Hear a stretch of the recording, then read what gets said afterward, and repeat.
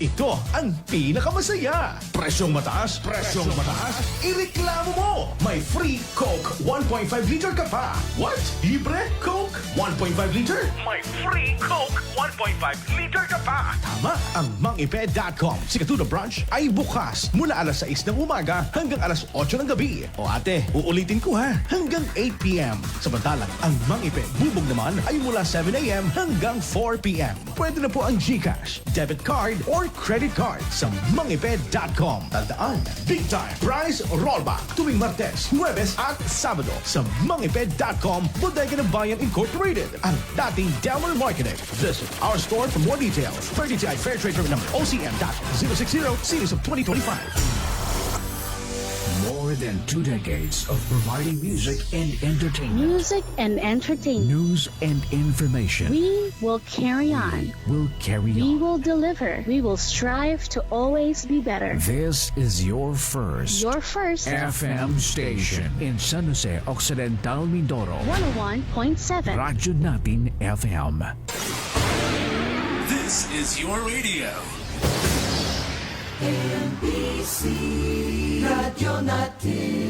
Ang bahaging ito ay hatid sa inyo ni Vice Mayor Sunny Javier. Tapat at buong pusong maglilingkod sa inyo.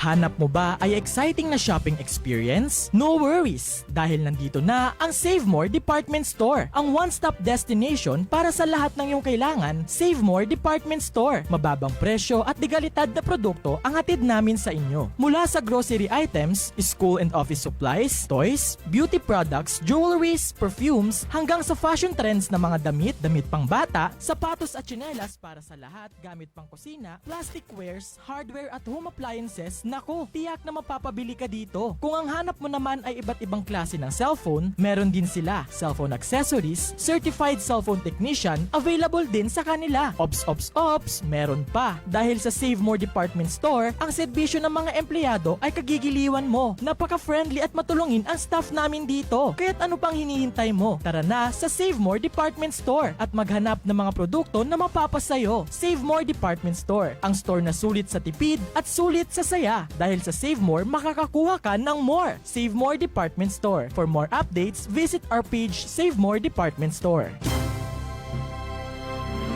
Life Extension Vitamin D3. Ako po si Carmelita Siote. Nung magpunta po ako sa Life Extension, binigyan na po ni Doktora ng Life Extension D3. 77 po ako, minsan lang po magkasakit. Ako po si Dr. Manfred Marpa, isang Doctor of Medicine. I would like to recommend to everyone, regardless of age, whether you're an adult, a young child, or a pregnant mother, pwedeng mag-take ng Life Extension Vitamin D3. Life Extension Vitamin D3 for longer life. Mabibili sa mga butika.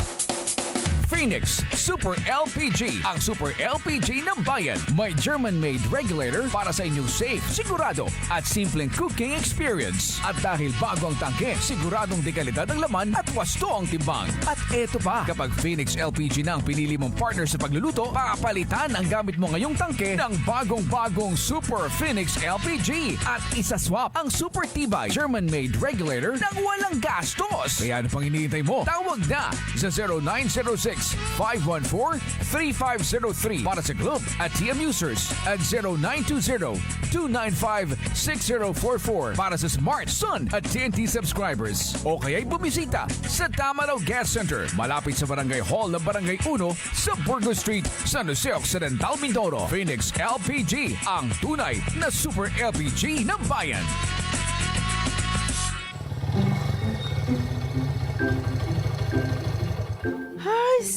Ubusan na naman ng gasolina. Paano na kaya to? Wala pa naman akong pera. Superman? Hindi! Ako lang to! Si Super Chuper! Super Chuper! Super Chuper? Ito na ang sagot sa iyong problema. Super Chuper ng Rodas Loyalty Program. Super Chuper ng Rodas Loyalty Program? Ano yun? Bukas para sa lahat ng PUV driver. Basta 18 years old pataas, pwede ka na magkaroon ng loyalty card sa halagang 200 peso worth of diesel, premium o unleaded mula sa Rodas Gasoline Station. Sa 1 litro, may point ka na. At kapag nakaipon ka ng 100 points, may 100 pesos cash ka o 100 peso fuel voucher. Meron ding super cap, super belt bag, super t-shirt at super payong. Depende sa naipon mong points. Kung gusto mong ipalit ang points, ipakita mo lang iyong loyalty card sa RNY Gasoline Station Monday to Friday, 9 a.m. to 5 p.m.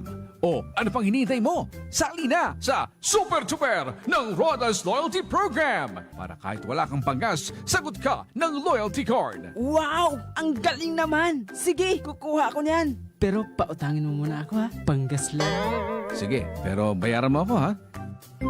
Super Chuper ng Rodas Loyalty Program. Para sa iba pang detalye, magtungo lamang sa anumang Rodas gasoline stations. Promo period is from January 18 to December 31, 2025. Per DTI Fair Trade Permit Number OCM-001, Series of 2025. This program is a paid program and does not necessarily reflect the opinions, values, and policies of Radyo Natin.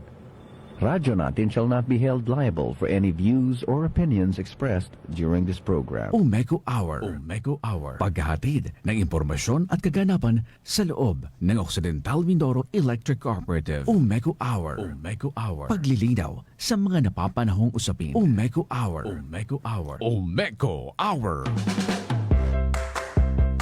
Magandang umaga po sa lahat ng ating mga tagapakinig ngayon at nanonood live sa Facebook page ng radyo natin and syempre shared po sa Umeko IEC. Ayan. So ako po si Mary Grace Dagdagan, ang Information Specialist ng Umeko at kasama ko ngayon bilang guest natin. Unahin na natin ang ating Strategic Planning and Rate Officer, Sir Ryan Christopher Arellano. Hello po, magandang tanghali sa inyong lahat. Very talaga siya na. Second time na to. Second time na natin. And syempre, ang ating Co-op Promo and Development Specialist, Sir Dan Fordan. Hello to each and every one of you sa lahat mo na nakikinig at nanonood sa ating Facebook Live. Magandang umaga po sa inyong lahat. Ayan. Thank you, Sir Dan and Sir Ryan, sa pagsama sa atin ngayon. So, sasabihin na natin kung ano i-discuss natin ngayon. Syempre, yung pag-increase ng UCME natin. Pero parang tumaas din yung energy mo ngayon. Ay, oo, bukod syempre. dun sa pag-increase ng Oo. Grabe yung bati mo kanina, parang magandang umaga po. Nagulat ka dun, ha? Higher. Kasi mahal ng gasolina. Sinabayan mo yung increase ng gasolina. Ng gasolina at ano natin. Ayan, marami tayo. May update tayo dun mamaya. Parang may no? Ayan, ipapaliwanag po natin yung pag-increase ng UCME natin, no? Na nakita na natin yan sa ating power bill. Siyempre, magbibigay rin kami ng mga kuryente tips, no? Ngayong mahal ang gasolina, yan. And syempre, ang Lifeline Rate Subsidy na i-discuss ni Sir Dan, no, mamaya, ay ipapaliwanag din natin yan. At syempre, yung update sa franchise renewal natin at yung mga Umeko activities natin. Ayan. So, bago ang lahat, nais nating batiin ang lahat ng kababaihan ngayong buwan ng kababaihan. Happy Women's Month po sa lahat ng kababaihan. Yes. Dyan. Mga women, oo. Yung mga empleyado. Mga empleyado na nagtataguyod ng kanilang mga sambahayan. Yes. At patuloy na lumalaban sa mga hamon sa buhay. Yes. Bilang babae, ano ba ang ano? Ang ano? Sumagot. Parang sumagot sa siya yung masumagot no? Well, ano ba ang kahalagahan ninyo sa pamayanan natin bilang babae? Siyempre, ang babae, ang kakayahan niyan ay walang limitasyon. Diba? Walang limitasyon. Sige, pwede ka nang umakyat sa poste ni Umeko. Actually, wala pa ngayon. Papakyatin mo na ako, no? Ayan, ngayong buwan ng kababaihan, no, buong pagmamalaking kinikilala ng Umeko, ang mga kahangahang kababaihan na may mahalagang papel sa patuloy na pagsulong ng rural electrification. Mula sa masisipag na empleyado at pinuno hanggang sa mga empowered member consumer owners, patuloy na ipinapakita ng kababaihan ang kanilang kakayahang mamuno, magbigay lakas sa komunidad at maghatid ng positibong pagbabago sa pamamagitan ng tapat na paglilingkod. No? Sa kanilang dedikasyon, tapang at malasakit, mas lalo pang nagliliwanag ang pag-unlad sa bawat sulok ng ating komunidad. No? Kaisa ang Umeko sa pagsulong sa pagkakapantay-pantay ng kasarian, pagpapalakas sa kakayahan ng kababaihan at pagbibigay ng pantay na oportunidad para sa lahat. No, sa Umeko, ang lakas ng kababaihan ay tunay na ilaw ng pagbabago. Ayan. Yan, tunay na ilaw ng pagbabago. Ayan, yes. Yes. ladies. 'Di ba? Kunti lang kaming babae sa Umeco, pero 'di Oo, ba? kayo yung nagsisilbing ilaw. Kaya po, para mas maging maliwanag talaga ang Umeco, lahat po ng mga kababaihan na gusto mag-apply kay Umeco, mag-apply na. Anong apply nila, B? Wala ata tayo hiring. I-apply ng kontador ng kuryente. Kuryente pala. Hindi kasi, pwede naman sila mag-apply kung wala pa tayong hiring. Oo. And then, pwede naman sila mag-apply. Apply na kuryente. Kasi conjugal Oo, naman yun. Conjugal naman siya. Oo, tama Ito sa ang LA. agang-agang, saya-saya ninyo Oy, dalawa. bago ang lahat, batiin naman natin ang ating mga taga-subaybay. Yes, Ayan. magandang umaga po sa lahat ng mga sumusubaybay sa amin sa Facebook Live. Hindi po namin kayo maisa-isa pero tayo po ay meron 1,100. Ang dami. Meron tayong 1,100 listeners o kaya na Facebook watchers ngayon. Ayan. May Ayan. nag-hi sa'yo, Sir Dan. Si Sir. Hi daw po. Ayan. Hi din po, Sir Kim Mazo. Ayan. Good morning po. At sa Good iyong morning mga po. kasamahan From po Barangay nandyan. Hall. Nasa Barangay Hall sila ng Salvacion. Yes, grabe. Ang Salvation, nakakamiss talaga na rin ang ang barangay. Oo. Ayan, nagpa-shoutout din si Sir Joms Pereira. Ayan, pa-shoutout po sa TSD office at sa Radio Room. Ayan, busy sila ngayon. And also, nakikinig din ang aking pinakamagaling na life coach. Oo, ito. Sino? Ito talaga yung every time na kapag nagkikita kami dito sa San Jose or kapag nagyayaya dun sa kanilang, sa kanilang area, ay lahat talaga ng, siguro bawat araw may matututunan ka talaga sa kanya. Wow. Ayan, syempre ang pinakamamahal namin, Kuya Max Closa. Hello po. Good morning. Ayan, shoutout din daw from Vancouver, Canada. Grabe. Yan, grabe. It is your mom. Ang Ay, mom. balita ko, Mom pupunta niya, ka ng Canada. Si Ma'am Donna Rosette Oo. Pleasance. Ayan. And si Miss Rina Arellano. Ayan. Hello po. Good morning. Good morning, good morning. Family mo to be. Ka-family ni Sir Ryan. And syempre, good morning na po, Ma'am Rodeline Indap and Ma'am Maria Teresa Frias. Ayan. Good morning po. At sana sububayan niyo po kami sa buong oras na ito, no, na pag-update natin about sa Umeco. Ayan. Simulan na ba natin? Sa'yo na. Simulan na natin kay Sir Ryan. So, Your first question for preliminary round. Ay, may preliminary. Siya kasi yung sunod Oo. Pageant pala. Go. Ayan, ba't daw ang inhin mo? Ito na, magsasagot na si Sir Ryan. Ano ang tumaas sa kuryente natin simula ngayong February billing? Okay, bago yan, syempre, kailangan muna nating i-announce yung naging rate natin for this February billing in all consumer type. So, for residential, no February, naging 12.7007. Commercial, 11.4711. Industrial, 11.8121. Public building, 10.6318. Street lights, 13.4030. And large load, 10.9996. Oh, may pagtaas. May pagtaas ngayon kasi may naidagdag sa ating rate ngayon. So, dalawa dito is yung machinery electrification and environmental charge or UCME. Okay. Tinatawag. So, during January billing, ang rate ni UCME is 0.1949 and 0.0044. Kaya lang nung February is naglabas na ngayon ng resolution or about doon. So, nagtaas ng 0.2662 and 0.0101. So, mayroong difference na 0.077. So, yun yung naging increase. Yun yung increase. Yes. Okay. So, ano ba yung effect nito? So, halimbawa, ikaw ay gumagamit ng 200 kilowatt per hour. Okay. For the whole month, may increase na 15 pesos sa iyong rate. Sa bill. Yes. Okay, sa inyong And rate. huwag kayong mag-alala dahil dun sa increase naman yun ay hindi napupunta sa Umeco. Hindi yun napupunta sa Cooperatiba. Umeco. Yun ay aming kinukolek at ibinibigay namin. Yun ay subsidy yung ginagamit para sa mga projects ng government natin. Which is nakakatulong din naman sa ating mga consumer. Okay. Yes, binabalik natin. Okay. Lalo na nasa ito off-grid tayo. So, ito ay malinaw na increase siya sa UCME. Yes. So, hindi po, para po sa mga nakakapakinig ngayon, hindi po ito dulot ng pagtaas po ng presyo ng mga langis po ngayon.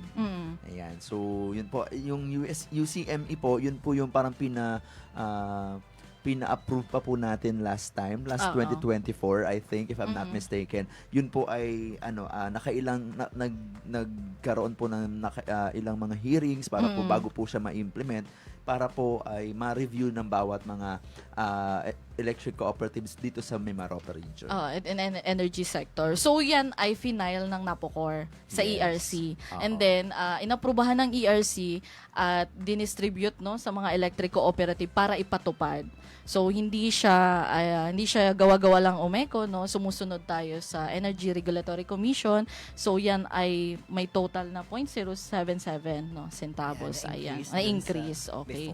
Yung UCME kasi Sir Dan, yung Universal Charge for Missionary Electrification, ginagamit din yan sa atin sa off-grid area. Actually, off-grid talaga yung off-grid area talaga yung ang tawag dito, nakikinabang no sa missionary electrification kasi tayo yung may subsidiya. Hindi tayo nakakonect sa wala tayong ibang pagkukunan kasi dito lang no dito kasi nasa island tayo ayan. So ayan, may epekto ba Sir LA yung US-Israel-Iran war sa power rates natin? Kasi syempre tumaas yung gas natin ngayon at yung mga power plant natin gumagamit ng diesel. May ba siya? May epekto ba sa power rates natin? Or should we translate it in English? Hindi. Yung pagtaas ng gasolina ngayon, Mm-mm. hindi lang naman sa atin at sa buong mundo, ngayon ay wala pa siyang effect sa rate natin. Sa rates natin wala. Dahil Okay. kasi ang binabayaran lang natin ay yung tinatawag nating SAGR. So naka-fix yung rate natin as of now as ngayon 7.39. So yun lang yung Okay. binabayaran natin. Okay. At ang the rest nun, yung true cost generation cost nun, Okay. is yun ang binabayad doon ay galing sa subsidiya na binabayad ng gobyerno. Okay. So maliwanag. Walang pagtaas ng power rate sa atin, no, dahil lang may Israel or US-Iran war kasi tayo ay subsidized ng gobyerno. Yes. Pero still no, dapat magtipid pa rin tayo. Syempre para makatulong din tayo sa ekonomiya, 'di ba? Kasi yung sir, yung subsidy natin, may hangganan din ba 'yon? May hangganan. Okay. Dahil meron yung nakaset na budget for that. So, kung mauubos yun, Oo. maaaring doon maging posible na mas tataas yung babayaran natin sa kuryente. Kuryente, oo, doon tayo. Ayan, no, maliwanag, no. Hindi po tayo makakaramdam ng pagtaas ng power rates, hindi kagaya ng ibang nasa on-grid na electric cooperative. So, tayong nasa off-grid ay 7 pesos pa rin kasi yun yung fixed na subsidized approved generation rate natin.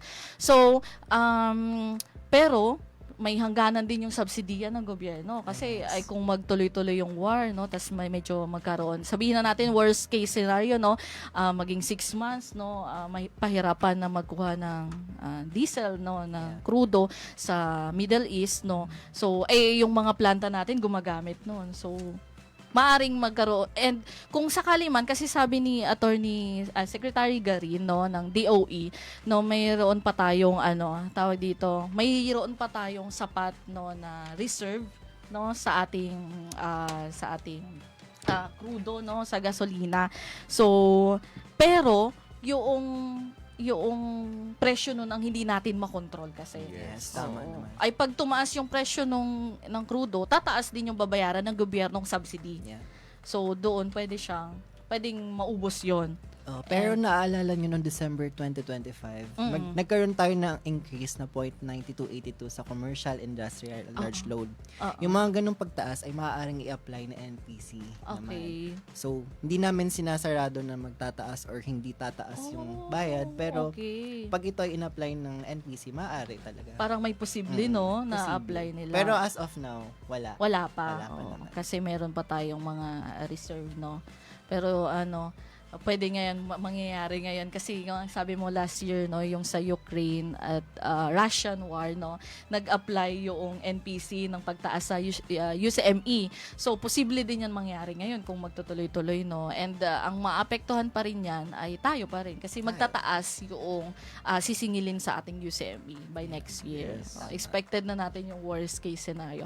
Pero still no inaano pa rin natin advice pa din natin sa ating mga member consumer na magtipid no kasi hindi lang yung mapababa natin yung electric bill natin makakatulong din tayo sa ekonomiya no ng ating bansa, no. Syempre mas less ang ang paggamit ng gas. Yung iba nga meron na atang may working schedule na hours yung mga government, no, parang 7 a.m. to 6 p.m. and from Monday to Thursday lang sila. Pero tayo wala tayo kasi dahil ang serbisyo natin ay tuloy-tuloy. Yes, tuloy-tuloy kasi ang serbisyo natin. Sabi nga ni PBBM, may hangganan din yung Monday to Thursday na yon kasi hindi lahat nun masasakop, no, lalo na yung mga establishment or mga agency or energy sector na nagpo-provide ng service. Yan, serbisyo, basic needs natin. So, talagang tayo ay tuloy-tuloy, no. So, sa ngayon wala din naman binaba sa atin si management, no, kung tayo ay magkakaroon ng ganun. Pero mukhang malabo. No? Pero kayo ba willing din na makaranas ng Monday to Thursday? Kung ako, depende sa management. Susunod lang naman kami. Susunod lang naman tayo kung ano. Pero okay lang din. Pero ganun lang din kasi siya. Kasi I think sa government ay 7 a.m. to 6 p.m. Pero kahit naman nasa bahay tayo, nagtatrabaho yes, tayo. oo. Baka siguro ako na lang. Hindi siya tigil, walang tigil. Ako na lang ako na lang siguro yung papasok sa Friday kasi magpapa-PMS. Hindi online mo na lang. Online. O mag-live ka na lang. O, di ba? Ano natin yan, hangarin natin na kahit online na lang yung ating pagpapa-seminar. Oo. Speaking of pagtitipid, meron ba kayong mga ginagawang pagtitipid? May idadagdag pa pala ako. Sige, go. So, aside dun sa USME natin, so, iaano ko na rin yung naging Universal Lifeline Subsidy Rate natin. So, netong February billing is nag-collect na tayo ng 0.01. So, lahat ng electric cooperatives, ang rate na ng Lifeline is 0.01. Okay. And kung paano maka-apply doon sa Lifeline or maging Lifeline, si Sir Dan na magpapaliwanag. Papaliwanag yan ni Sir Dan, yung Lifeline rate natin. 0.01 or 0.1? 0.01. 0.01. So, halimbawa, ibig sabihin, yun yung parang pinaka-contributions natin. Lahat ng mga consumer ni Umeco, yun yung every month, 0.01 na rate natin per kilowatt hour para maging contribution natin, para maging discount naman ng mga pasok doon sa marginalized consumer at saka yung sa mga 4-piece beneficiaries. Okay. So, bukod And sa speaking of that, USME, may Lifeline. Okay. So yung Lifeline naman po, para po sa kaalaman po ng lahat, so ito po ay actually kabababa lang po uli nung expanded Lifeline Subsidy order. Kasi nung nakaraan po, if I'm not mistaken, yun po ay 2022 or 2023, binaba po ng gobyerno po sa amin sa pamamagitan po ng Department of Energy, ng ERC at saka ng DSWD, tripartite po yan, na parang pinaka-joint resolution po niya, na nagbibigay po ng subsidy or ng discount po sa mga Lifeline beneficiaries, katulad po ng mga 4-piece beneficiaries at saka yung sa mga nasa marginalized income threshold. So ano po yun? Meron po kasi tayong discount na aabot po ng hanggang 100%. Wow.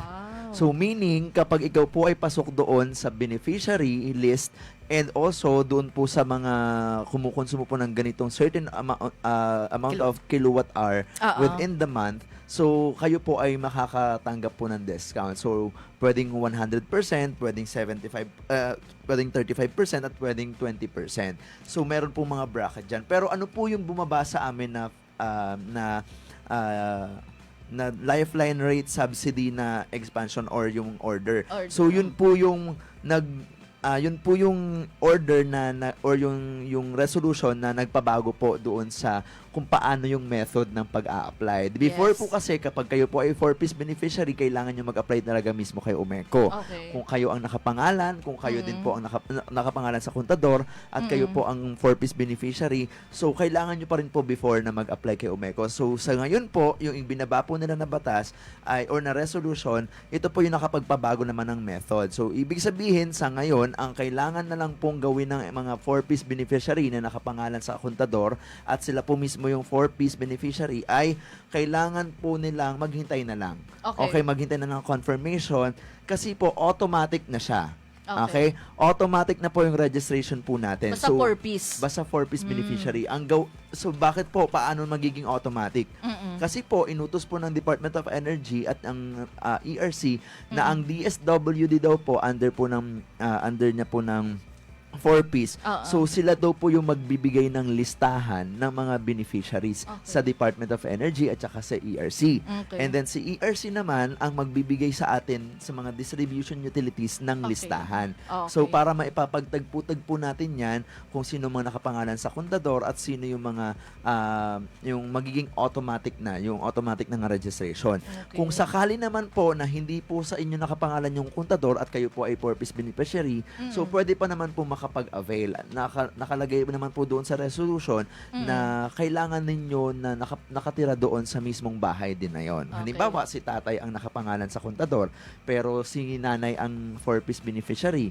Okay. So, pwede naman po yun. At yun po yung tinatawag nating manual registration. Okay. Pupunta sila sa Pupunta office. lang po sila sa office at yun, ang kailangan lang po nila ay valid IDs, isang Valid government ID. ID, Okay. at saka isang 4-piece ID, tapos 4-piece ID. valid ID din po nung nakapangalan sa kontador at saka yung resibo Okay. ng ating power bill. Okay. So, and then may application form na i-fill out, and then upon completion, so ma-verify po yun at ma-approve naman siya at mapapasama na po yun sa magiging beneficiaries po ng ating lifeline rate. So, hindi lang po namin sure kung April or May ang start po ng implementation na to.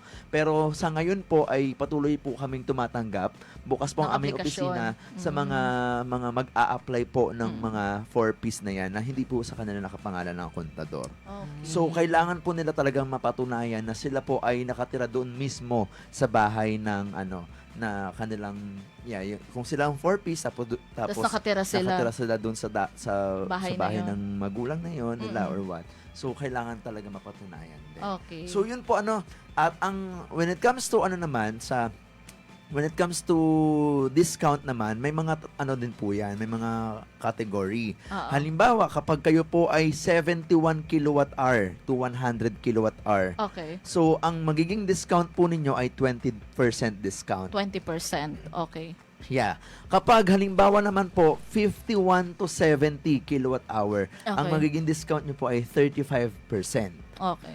Pero kapag kayo po ay kumukonsumo ng 0 to 50 kilowatt-hour or siguro kung i-compute po natin yon, kung ang ating pong rate ay nasa 1,200 divided by 2, so Okay. 600, kung hindi po kayo lumagpas ng 600, mananatili pong libre yung inyo pong kuryente.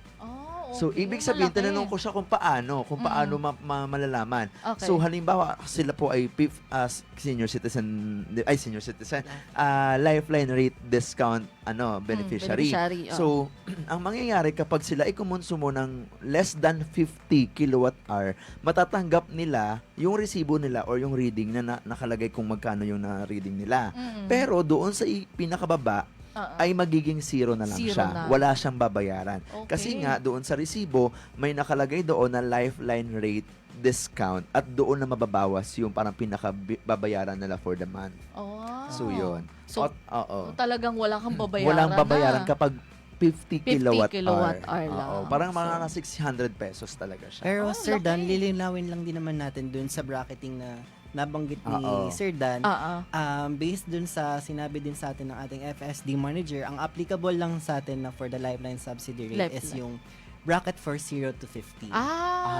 Okay. So, Etong hindi bracketing na to, nakasama yung yes. kapag lumagpas ka ng 50 kilowatt-hour, so wala ka na rin talaga matatanggap Babayaran mo ng buo. Halimbawa, for this month, 50 kilowatt ang nagamit mo, so discounted ka as 100%.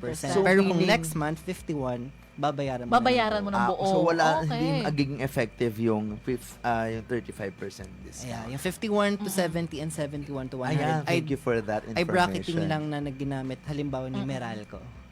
Kay Meralco. Kay naman Meralco. yan. Pero, yun nga po, uulitin po namin. So, kapag kayo po ay 4-piece beneficiary, tapos ang inyong konsumo ay nasa 50 kilowatt-hour pababa, so, possible po talaga na maging libre yung kuryente po ninyo. Libre talaga.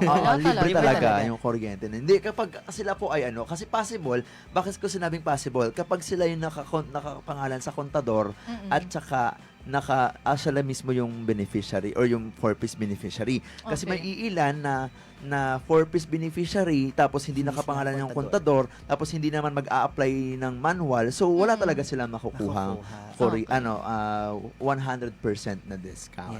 Paano kung ako, purpose beneficiary, then applicable sa akin yon. And ngayong month, halimbawa last month naka-avail ako kasi 50 kilowatt lang yung consumption ko. So libre yung kuryente ko. Paano kung next month nag-51 ako, so binayaran ko ng buo? After ba niyan, pwede pa rin ba ako maka-avail ng 50? Yes, after the following month at nandun ka rin sa bracket ng 0 to 50, still, Okay. makakakuha ka pa rin ng discount. So beneficiary pa rin Kasi ako. you're considered as lifeliner. Okay. As long as considered as lifeliner ka. Okay. Yes. Sino ba ang mga considered as lifeliners? So, Okay. nakalagay dito, ang kwalipikado sa programang ito ay unang-una ay yung mga tinatawag na qualified marginalized end users or yung mga hindi talaga kumukonsumo ng more than yung mga malalaki ang konsumo. Okay. Hindi talaga sila malakihan ang konsumo. Okay. Or yung mga nasa Nasa zero ba rin? oo, To mga 50? 0 to 50, ganyan. Okay, kilowatt so, hour. meaning, sila yung mga konti lang talaga yung konsumo in a month. So, aside from that, yung mga tinatawag din nating mga 4-piece or Pantawid Pamilyang Pilipino Program beneficiaries. So, Okay. sila po yung kwalipikado. So hindi po dito nakapabilang yung mga senior citizen. Okay. Kasi may iba pong discount para sa kanila. senior, Meron pong okay. 5% discount naman at yun ang kailangan i-apply sa ating opisina ng isang beses. Okay. After that, pwede na po siyang every month magkaroon ng discount na hindi sila dapat lumagpas ng 100 kilowatt hour din naman for that month. So, yun. So, aside from that po ay hindi rin po kasama dito yung mga PWDs. Okay. So, uulitin po namin, ililinawin po natin. Hindi rin So, yung kasama, lifeline okay. rate po ay para lamang po sa mga marginalized end users at saka po doon sa mga 4-piece beneficiaries. Okay. Yung marginalized end user, hindi sila 4-piece, pero Oo. mababa yung konsumo Mababa nila. yung konsumo At mababang kita. At mababang kita. Pasok sila sa poverty threshold. Yes. Pag ganon. Okay. So, yun ang pwede. Pero kapag hindi ka 4-piece, kailangan mag-apply ka sa opisina, Sir Dan. Mag-a-apply lang sila ng discount sa opisina Oo. kapag halimbawa naman kailangan nila mag-manual registration or mag-apply sa Okay. opisina kapag magkaiba ang pangalan sa 4-piece lease at electric bill. Okay. Pangalawa, lumipat na sila ng tirahan. Okay. Kung sila po ay 4-piece, Okay. lumipat ng Kung sila ay tirahan. 4-piece, So, kasi may mga pagkakataon na ang nasa listahan ng 4-piece ay na sinend sa amin ay nasa ganitong barangay ka pa. Okay. Tapos, lumipat ka na ng barangay or Okay. ibang tirahan. So, possible magkaroon ng conflict sa dun sa inyong application. Pangatlo po, yung hindi nakapangalan sa beneficiaryo ng 4-piece ang Metro. Yun yung sinasabi natin kanina. Okay? Aside from that, may malaking discrepancy sa records. Halimbawa, may mga, ano bang mga possibilities na yan? Halimbawa, ang pangalan mo ay Juan de la Cruz, pero nakalagay doon Juan Cruz lang. So, may mga ganon. So, parang hindi tugma. Okay. So, kailangan natin i-apply yun at papatunayan na kayo po, si Juan de la Cruz at Juan Cruz ay iisa. Okay. So, yun. So, hindi naman, pang-lima, hindi miyembro ng 4-piece, ngunit nais okay. mag-apply bilang marginalized end users. Okay. So, ibig sabihin, yung 4-piece lamang po talaga dito yung automatic na mare-register. Once na kayo po ang nakapangalan sa kontador at kayo ang nakapangalan as beneficiary, napasama sa list ng beneficiary. Pero yung mga marginalized end user, kailangan po nilang mag-apply ng manual registration sa opisina. Okay. Kaya po, kapag pupunta po kayo sa MSD office ng Samarica area sa San Jose po yan, dito po sa Poblacion 6, so hahanapin nyo lang po ako o kaya po si Sir Epson na tumatanggap po ng ating mga request sa MSD office po. Okay. Sa Sablayan naman po, si Ma'am Marian, o kaya naman po kung sa sino MSD pong office din. MSD office din po yan sa Sablayan. And sa map sa area naman po, hanapin nyo rin po dyan si Ma'am Rylene at saka po si Ma'am Ami. So, Okay. yun po.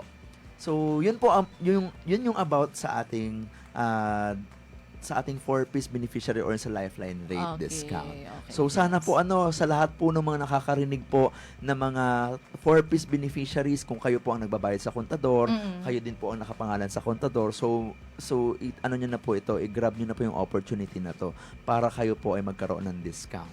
Yes, tama okay. naman. Pero anong effect, 'di ba magandang epekto siya para sa mga poorfies and nasa poverty threshold. Paano yung mga consumer na hindi reach yung 50 kilowatt hour? Anong epekto nun sa Paano atin? hindi reached?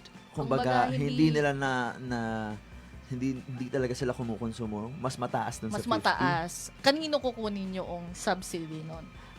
Okay. That's a good question. Oo. Kasi lahat po ng mga consumer ni Umeco or even the distribution utilities, other distribution utilities. So, lahat po yung nabanggit nga ni LA kanina na 0.01, yun po yung magiging contribution natin kapag hindi po tayo kapabilang doon sa discount or beneficiaries. Okay. So, meaning, parang sa government natin, kapag tayo ay kumikita, nagbibigay tayo ng tax sa gobyerno, tapos yung gobyerno, yung naiipon nilang tax, yun naman yung binababa nila sa iba't ibang mga activities at mga programs natin. Ganon din po kay Umeco. So, nangongolekta po tayo ng Lifeline subsidy sa buong Occidental Mindoro. Yun po ay may rate ng 0.01 per kilowatt hour. At yun po yung binibigay nating discount naman doon sa mga Lifeline or mga ano matawag yun? Qualified Lifeline Kumbaga yun yung discount. pinapangbayad. Oo, Yun yung pinapangbayad para ma-sustain. Pero malaking tulong yun na sa mga 4-piece kasi halimbawa ngayon, ang rate natin is 12 pesos. So kung 50 kilowatt per hour siya buwan, makakatipid siya ng 600. So yung 600 pesos na yun is pwede niya pang gamitin in other pangbili ng iba commodities. Oo. Like Pang food. water. Hindi ko na alam kung pati sa water meron din silang libre. I don't know. Pero kung yung atin pong namang water provider ay siguro public, so baka possible yon. Pero since ang ating power provider ay private naman, so nasa discrepancy or nasa naman yun, nasa programs and activities naman ng ating pong water provider yun. So yun. So Pero which may is mga nag-start katanungan na. ka pa ba? Pero syempre kahit gano'n na yung magiging process natin. So, hindi ibig sabihin na kailangan i-maximize natin. Yes. Lagi na 50 kilowatt per hour yung gagamitin natin, di ba? So, kailangan pa rin nating magtipid. Yes. Magtipid ka sa papaanong paraan. Yes. Unang-una ay, Kapag hindi mo ginagamit yung appliances. anong gagawin mo? Ibenta mo? I-unplug. Oo, maganda Send mo sa paraan din yung marketplace, kapag no? halimbawa hindi mo na talaga ginagamit yung appliance at wala ka na talagang balak gamitin. Yes. Eh di ibenta mo na kaysa Oo. masira na lang dun sa pagkakastock, di ba? Bilhin mo na yung vacuum ko. Wow, ang yaman, may Matagal na yun. vacuum. For sale ba? Oo. Yan, kapatayin daw at i-unplug ang appliances kapag hindi ginagamit. Yes. Kasi nagkukonsume pa rin Yun yung siya. tinatawag na phantom load. Okay. So, Yan yung mga devices tinatawag. like phone, televisions, yun yung kahit nakasaksak at hindi mo ginagamit, nakaka-consume talaga siya ng Yes. kuryente. So, yan. Yung phantom load. Yes, phantom. Ginagawa mo ba yan sa bahay Hindi, nyo? Phantom of the Opera lang nakakaya. Yun lang. Ikaw ba? Ginagawa mo ba yan sa bahay nyo? Hindi. Actually, ang ginagawa ko, hindi, Nakasaksak ang lang, hirap no? naman kasi lahat ng mga appliances mo, itatanggalin mo sa saksak, Oo. di ba? Oo. So, ang gawa ko na lang talaga, di binababa ko na lang yung breaker ko. Pabago Mas ako ano palis yun, sa ha? bahay. Kasing zero Oo, talaga sobrang yun, ha? tipid. Oo. Oo. Siyempre naman, kailangan, siyempre ako lang naman mag-isa sa bahay, so wala namang naiiwan doon. Di baba ko na lang siya. Tama. Baka mag-cause pa kasi ng spark or ng Yes. worst case Lalo na scenario, walang ng tao. sunog kapag walang tao sa bahay. Hindi ka pa di ba? umuwi doon Oo, tagtanghali. para tipid tayo. Yun talaga yung way ng Yes. pagtitipid po Oo. natin. Tama sa office yan. magcha-charge. Tapos sa office magcha-charge.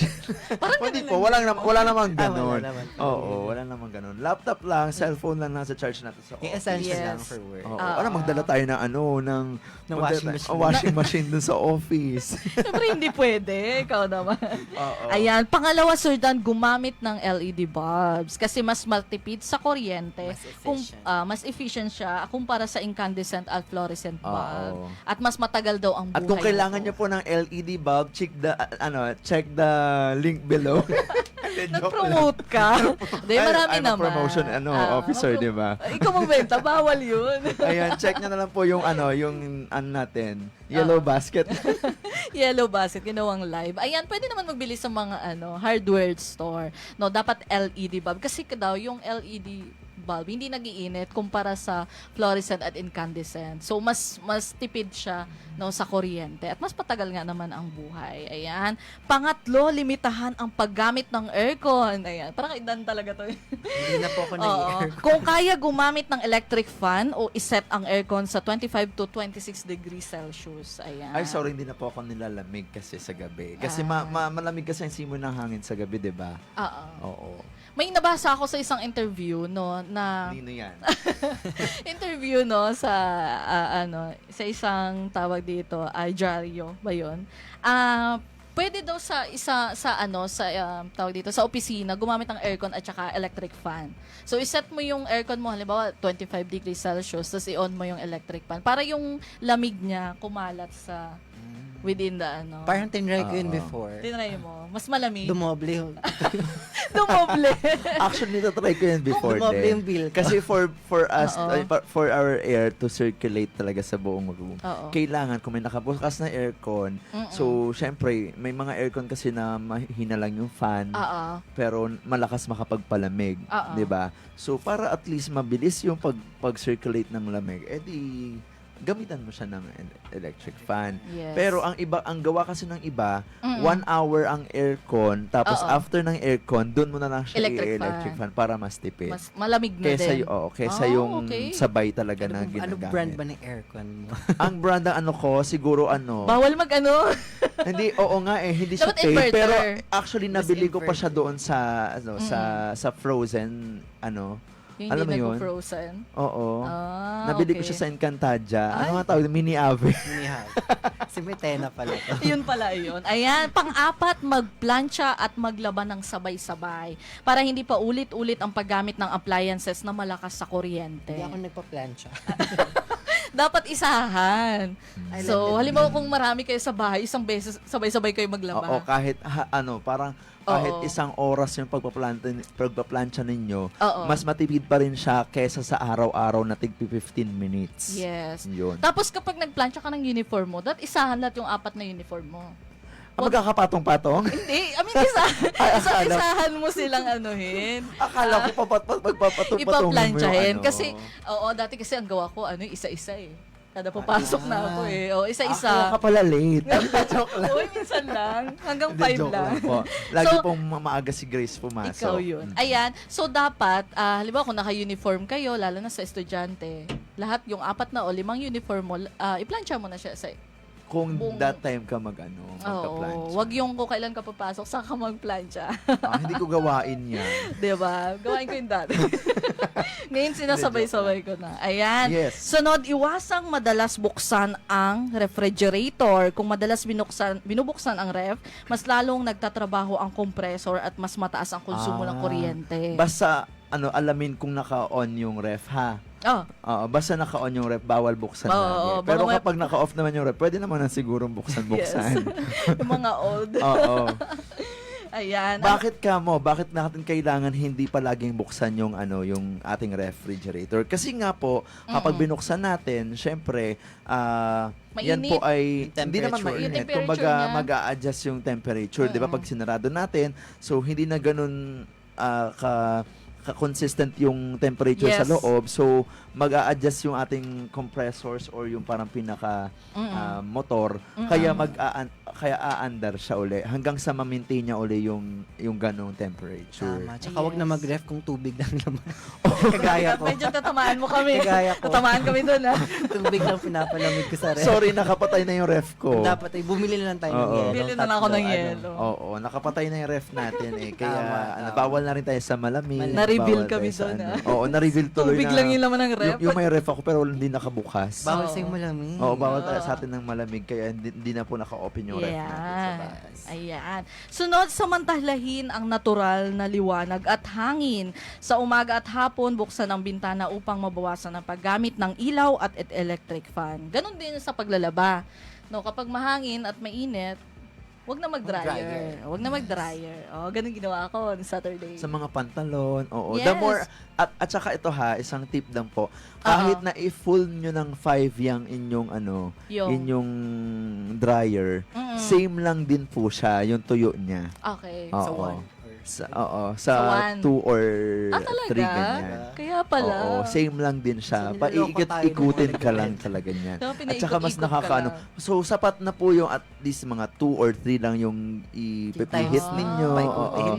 Oo, times ninyo pa ikutin. Kasi parang after ilang seconds kasi or ilang minutes, ano na siya, Ano na siya? Tuyo na? Oo, matutuyo na Wala siya na yung ng... tubig, kumbaga. Kasi matindi naman yung centrifugal force nung Wow, centrifugal. Major in science. Ayan. So, yun So, po yun yun. dapat. Samantalahin natin kapag buksan ang bintana. Huwag na maggamit ng Tama ilaw. ng pagpapaikot. Oo. Tsaka yung mo, Huwag ka na kasi magpaikot din. tsaka yung anong tawag dito? Yung tawag dito, curtain mo, dapat light color daw.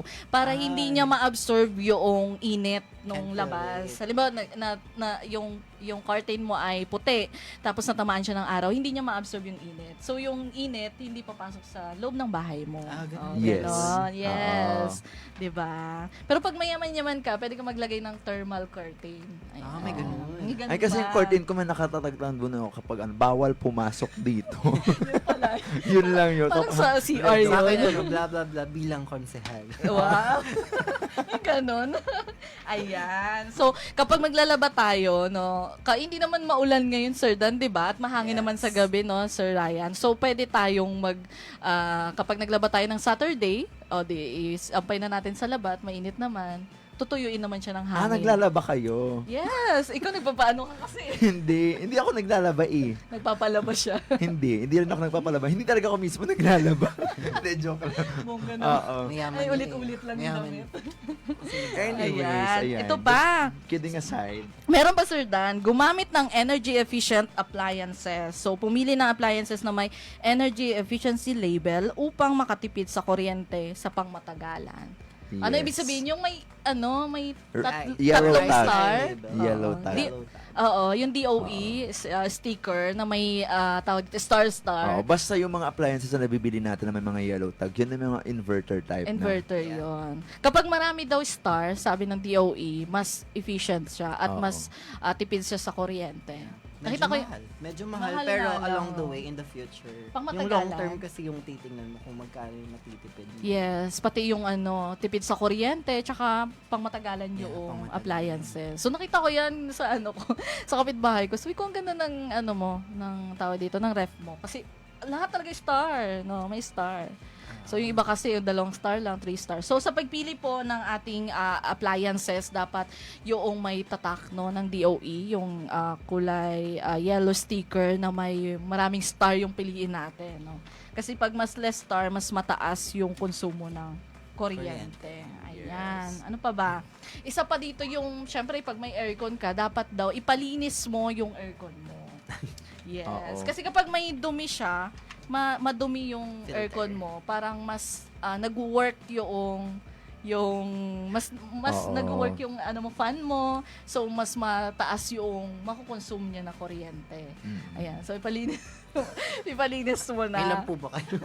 Kasi kailangan ka talaga.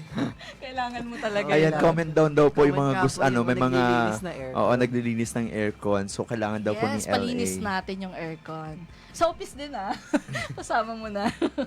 Ayan. Yung nabanggit naman na star kanina ni Grace.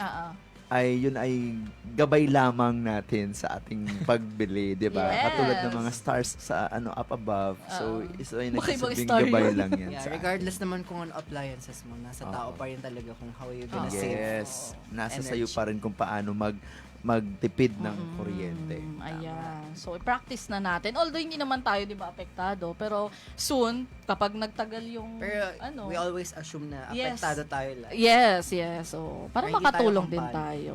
Hindi lang yung mga nasa on-grid, na electric cooperative, yung dapat magtipid. Tapos tayo din, Tama. syempre. Ayan. So, simulan na natin ngayong week.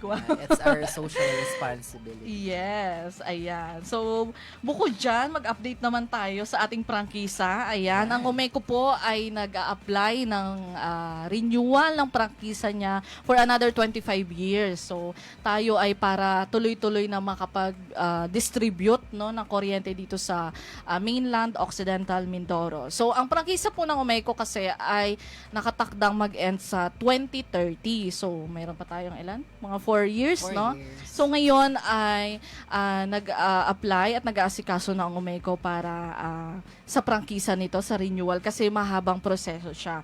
So, noong nakaraang Marso, nito lang pala, nung 4, no, pumunta sila GM Celso Garcia, no, kasama si Engineer Lee, kasama si FSDM, Sir Richard Prado, and si Ma'am Dana Flores, no. Pumunta sila sa House Committee on Legislative Franchises. So, kung saan doon ginanap yung unang pagbasa ng application ng Umeco para sa renewal ng prangkisa nito. So, tagumpay itong nadepensahan ni Kong ODF Tariela. Siya po ang ating principal author ng House Bill 1105 at House Bill 3253. Yan po ay para sa prangkisa ng Umeco. At co-author naman po niyan ay si Kong Sergio C. Dagook ng APEC Party List at si Kong Presley C. De Jesus ng Pilreca Party List. So sila po yung tumulong sa Umeco para maaprubahan siya. So, sa committee pa lang po ng Kamara ay approve na siya. So, ibig sabihin po nito, nasa sunod na isasalang na ang Umeco sa plenary deliberation, kung saan doon na sa Kamara magkakaroon ng second reading, third reading, hanggang sa ma-approve siya sa Kamara. And then after sa Congress, diretso siya sa Senado. Ayan. So, sa Senado, magpapanibagong na naman tayo, no? Panibagong application naman tayo. So, back to zero na naman tayo. And then, syempre, kukuha na naman tayo ng mga, author doon, na senador, na para idepensahan yung prangkisa ng Umeco. Hanggang after ng Senate, ipo-forward naman nila ito sa Office of the President para aprubahan, magiging batas na siya. Sana. So doon, hopefully ngayong 20th Congress na, 'di ba ngayon? So hopefully ngayong 20th Congress and mapabilis na siya, para tuloy-tuloy po na makapag-provide tayo at makapag-distribute ng kuryente sa buong mainland Occidental Mindoro at walang magkaroon ng problema, sa pag-supply ng kuryente. Ayan. So maraming salamat po sa ating congressman, Kong Odi Tariela, mula po sa pamunuan ng Umeco. Nagpapasalamat po kami sa pagdepensa sa Umeco. And ganun din po sa ating congressman Sergio Dagook ng APEC, and syempre Kong Presley De Jesus. Maraming salamat po. Ayan. Maraming tumutulong din sa atin ang NEA. Maraming salamat po. ERC, Energy Regulatory Commission. Ayan. Maraming salamat po sa pagtulong sa Umeco. Totoo, napakalaking tulong kasi na ang mismong congressman natin ang siyang nagpo-person nitong prangkisa. Yes, ayan. So may update pa pala tayo. Nasabi na ba natin ito? Ayan. Hindi pa. Hindi pa.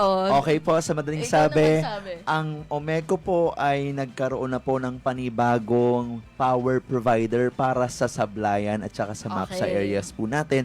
Yan po ay naaprubahan at nai-award na po sa atin nai-award na po sa DMCI Power Corporation nito lamang pong February. Okay. Yan po ay para sa magiging contract po nila 5 years, I believe 5 years contract or 10 years. I don't know. We're not sure about it, pero either of the two po yan. So yan po ay magsisimula sa 2027, next year po siya, ng March, I believe. March. So yun po. So sa madaling sabi po, si DMCI Power Corporation po ay magtatayo ng panibagong planta sa Sablayan at saka sa Mamburao or sa MAPSA area para po sila na po ang mag-take over nung pagiging power provider po natin sa ganung mga areas po, sa mga branch areas po natin. Kasi so yun po. Mag-i-end na tayo ang kontrata ng Sablayan and MAPSA sa OMCPC sa March 2027. Sa March 2027. Yeah, so sila po ang at yan po ay meron pong kapasidad na 17 kabuuan Ah, pong 17 megawatts po. Okay. Sablayan ng Tamburao na po siya. Yes. Mapsa And area. 4 megawatts sa Sablayan, Sir Dan. Tapos 13 megawatts sa Mapsa area. Yes. So parang anong nangyari? Synchronize pa din yan. Kagaya nangyayari ngayon, no? Synchronize tayo. At Simula ngayon sa po Mapsa. ay hinihintay na lang din po ng atin pong kooperatiba yung ibababa pong parang pinaka order from ERC or NEA kung kailan po tayo mag-i-start ng publication at i-start ng bidding po para naman sa Samarica areas natin na PSA. Kasi ang alam ko po ay matatapos po ang atin pong PSA this year, December. So, minamadali po ng atin pong cooperative na makapag-conduct ng CSP for another provider or kung mananatili po si OMCPC. So, nasa ano po yan, nasa sa magiging kalalabasan na lang po siya ng CSP or ng bidding for Samarica. Ay, speaking of, no, hello kay Ma'am Rachel, no. Siya ang isasama ko next radyo kasi dapat kasama ko siya no last Dahil week. siya ang Ay, kaso busy siya. Kasi siya yung chairman nung Sir Dan, yung Sablayan and Mapsa. Siguro yung mga katanungan natin. Yes, pero congratulations sa masasagot buong niya. team ng CSP Bakha. Congratulations. Sobrang Ang na-appreciate hirap po nun. namin kayo dahil sobra pong hirap nung ginawa po ninyo. Kasi sa pakikipag-coordinate pa lang ng mga power providers, sa mga bidders, until hanggang sa pag-conduct ng ganitong proseso, ng post-qualifications. Biruin mo, pinuntahan po nila yung mismong to check the company itself, and then yung mga materials na gagamitin, mga makina, ganyan. So, after that, syempre may mga post din talagang ginagawa. So, sobra po ang hanga namin sa inyo at saludo po kami sa inyong kasipagan sa pag-conduct po ng atin pong CSP bidding. So, thank you very much. Ayan, meron pa tayong Sir Dan. Meron. Okay. Oo, ito na, last na. Kasi may 5 nagiling ako kay Ito Sir. na. Ayan, syempre, ang Umeco po ay gumagamit na ng Supervisory Control and Data Acquisition System. So, yun yung SCADA. So, yung Labangan Substation po natin ngayon ay naka-SCADA na.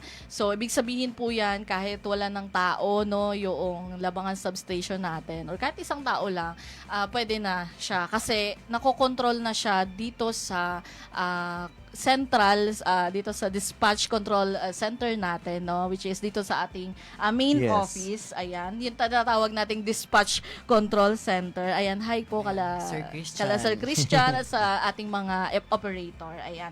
So, dyan na siya tawag dito, nakokontrol, no. So, pagdating ng panahon, no, kasi may mga balak ang Umeco na magpatayo pa ng mga substation sa Calintaan, sa Santa Cruz, and hopefully baka sa Rizal soon, no.